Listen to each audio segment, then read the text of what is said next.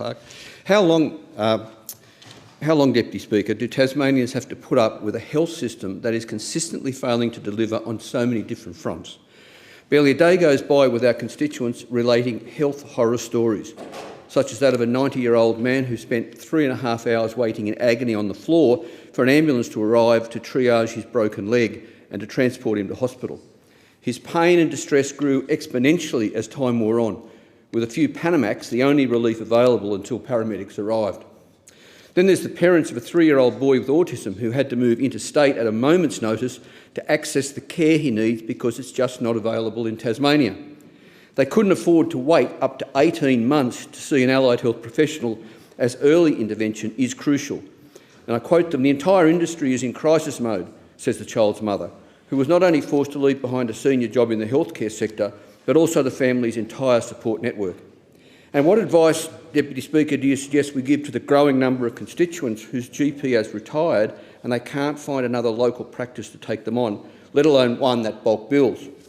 As a result, many delay seeing a doctor until their condition worsens and lands them in the already overloaded emergency department. Meanwhile, those healthcare workers at the coalface have struggled through difficult conditions for so long that their goodwill is exhausted. Facing inevitable burnout, they too are forced to move to another state where both the conditions and the pay are so much better.